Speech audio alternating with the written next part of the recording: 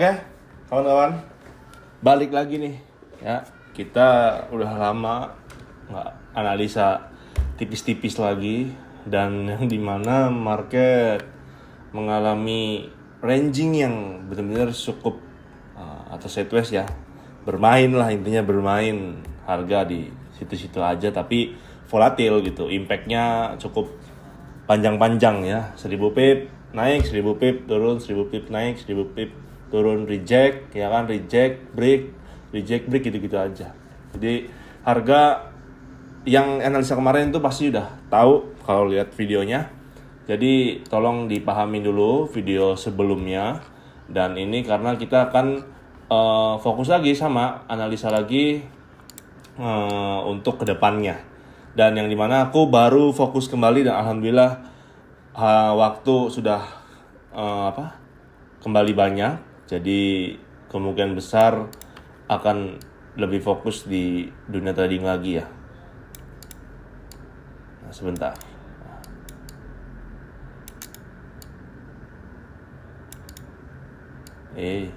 Nah, di sini dari analisa yang udah gua share ya, kenapa harga udah 3 kali touch sebenarnya ya, tapi kalau dilihat dari struktur itu 2 kali ya. Kalau masuk zona sih 3 kali ya, yaitu ada di sebentar. Ada di ini satu ya, ini ngalamin reject lagi ya.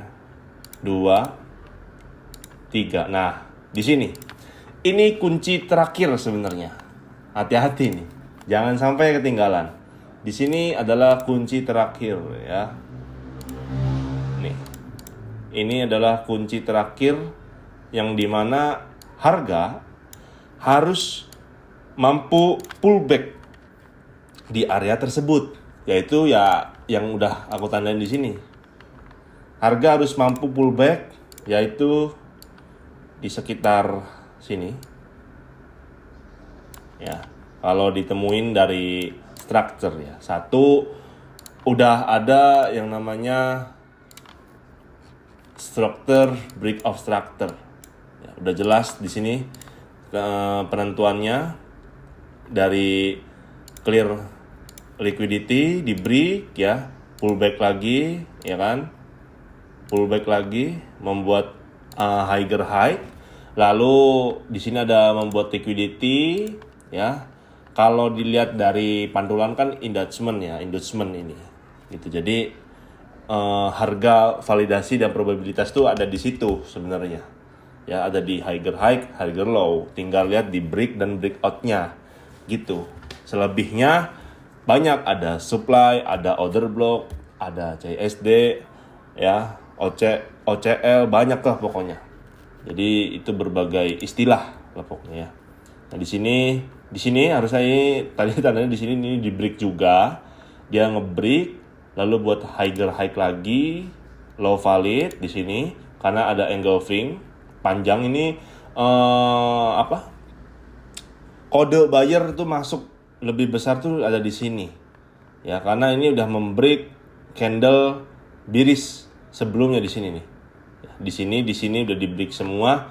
Alhasil orang pasti bimbang, harga bakal balik lagi, harga bakal nyentuh 40, harga bakal ada nyentuh order block di 53-an, di 50. Itu membingungkan, padahal kita tinggal lihat respon dari harganya tersebut, yaitu kan sebuah candle ya.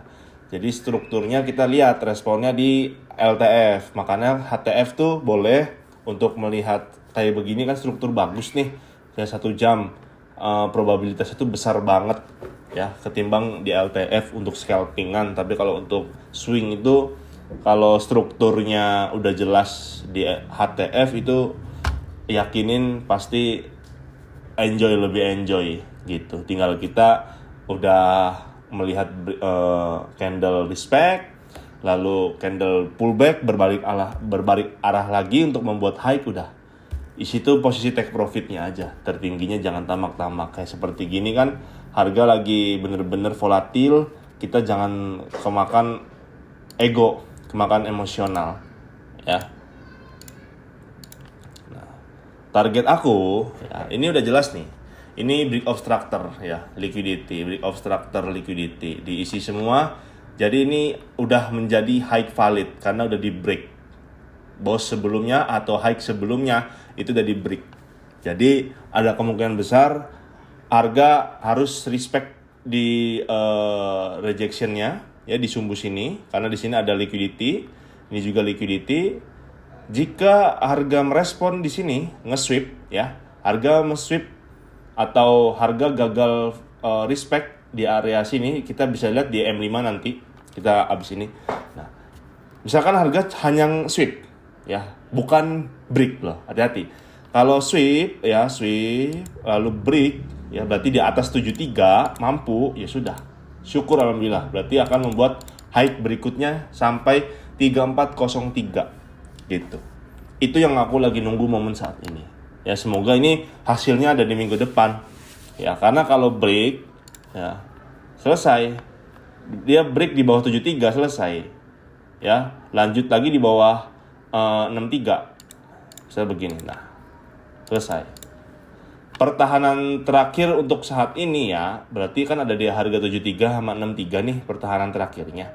Yaitu ada di zona 1, di sini ada zona 2, ada 3 zona. Berarti di sini benar-benar kekuatan terakhir yaitu di atas 40-an gitu ya. Jadi untuk yang udah melihat video sebelumnya semoga terbantu ya, karena ini balik lagi hanya untuk membantu opini teman-teman lah gitu ya, analisa yang mungkin butuh trading kan butuh temen ya, butuh yang namanya temen pro kontra gitu. Misalkan teman-teman ini analisanya udah sell ya, berarti ini untuk jadi acuan aja gitu, untuk jadiin acuan bahwa oh dari analisanya YouTube ini begini, YouTube gua begini kan gitu.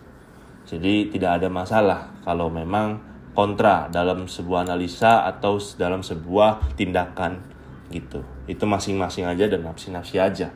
Karena balik lagi, jika memang tidak searah ya kita tinggal ngambil posisi yang searahnya kan gitu aja. Jadi kalau logika aku udah begini, gimana caranya? Kita tinggal nunggu responnya. Udah, kita nggak usah bingung-bingung. Karena dilihat ya, ini udah masuk sesi London close bentar lagi. Ini jam 0.55, sekarang bentar lagi berarti di sini nih. 2 candle lagi dia akan close. Ya, kalau masuk akalnya dari struktur trendline-nya ya. Nah,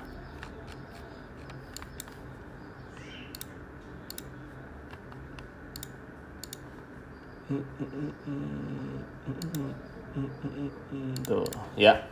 Jadi ketemu lagi harganya yaitu di sekitar 63-an. Jadi wajib break di atas. Nah, di sini kan ada CSD ya kan? Ada QM, ada order block, banyak. Tinggal kita tuh sebenarnya pilih aja salah satunya. Semakin kecil time frame berarti semakin banyak istilah kan gitu. Di M15 nggak ada CSD, ternyata di M5 ada kan gitu. Di sini nggak ada breaker, di sini ada breaker kan gitu. Jadi itu mah masing-masing aja ya. Karena di sini udah melihat candle break fair value gap, kemungkinan besar ini harus break.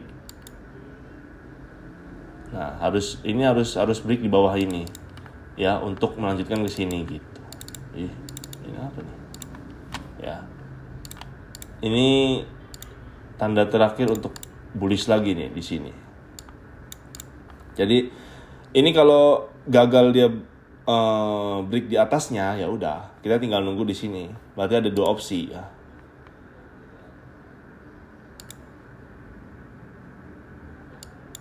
Satu ya. Di sini 2, udah gitu aja. Simple. Nih. Ini pakai indikator memang di sini biar gampang karena biar nggak usah nyari-nyari lagi jam begini-begini, oh ini udah masuk sisi Asia, oh ini udah masuk London gitu. Tinggal nyari zona-zonanya aja sama struktur-struktur shift, struktur-struktur reject, turtle stop hunt, buy stop, sell stop, ya itulah gampang lah. Sweep liquidity, taken liquidity itu hal-hal yang sangat benar-benar mudah dipahami gitu. Jadi untuk pelajarannya sekarang, karena di M5 ini ada satu ya, Asia belum di sweep, belum diambil, ada fair value gap atau ada intervensi yang cukup bener-bener high risk sebenarnya ya. Di sini ada order block sebenarnya ya. Kalau menurutku jangan sniper, tapi nunggu respect aja.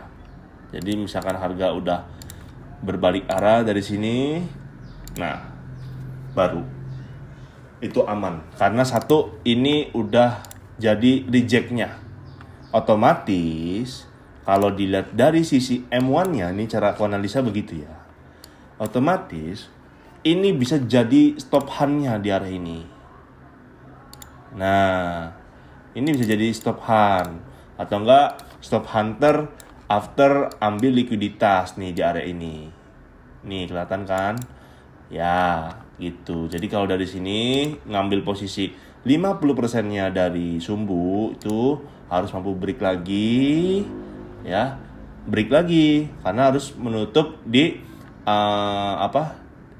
di atasnya fair value gap. Dia harus respect nih. Di respect nih fair value gap-nya. Ya, gitu. Jadi mudah-mudahan paham. Dari strukturnya udah jelas banget. Ini high-nya valid. 1, 2 ini belum diisi ya, semua udah diisi kecuali New York yang malam kemarin ya. 1 juga ada London nih. Ini liquidity, ini benar-benar kita harus waspada ya. Ini liquidity ya. Di sini juga ada order block yang udah diisi, udah nggak fresh. Jadi kita benar-benar riskan dan termasuknya high risk. Nah ya, seperti yang tadi aku bilang, harga harus break di bawah sini gitu. Karena ini kalau dia berhasil di break seperti ini, kemungkinan dia pullback dulu. Nanti di sini nih dia akan koreksi nanti di fair value gap sini di 89. Tapi aku dominan lebih mengambil posisi buyer. Kita lihat endingnya dan kita lihat responnya aja ya. Semoga analisa ini membantu. Nanti sampai jumpa lagi di analisa berikutnya. Pokoknya begitu ya. Dan satu lagi sebenarnya ada dari sisi HTF-nya, aku nggak lupa juga ya, sisi HTF bakal gimana ya kan, bakal gimana bang, nggak gimana sih, market nggak kemana-mana sebenarnya.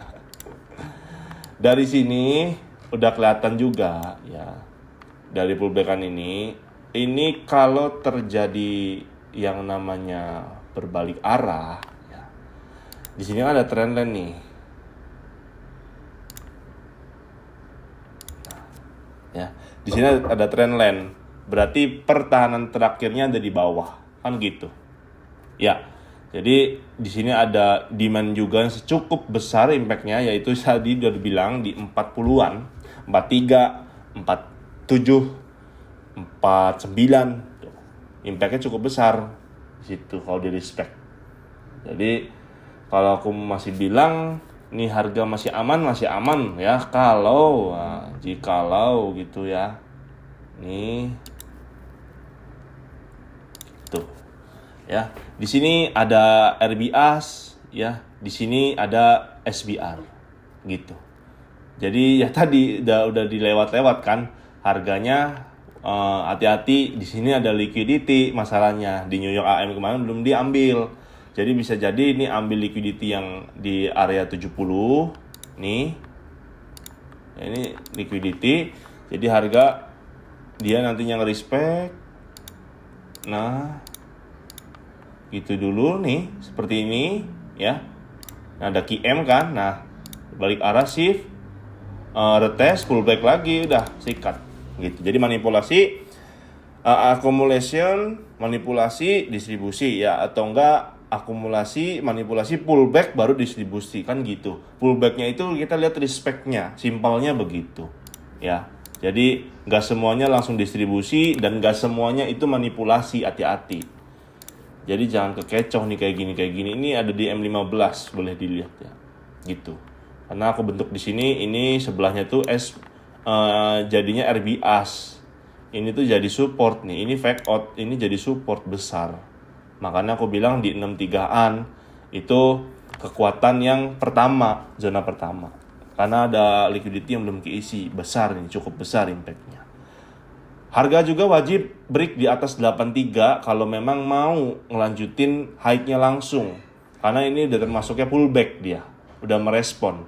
Tapi kalau nggak mampu breakout di area atau break di atas 83 kayaknya nggak bisa, harus ngisi, berarti dia otomatis kalau turun lagi harus mengisi ini liquidity ini.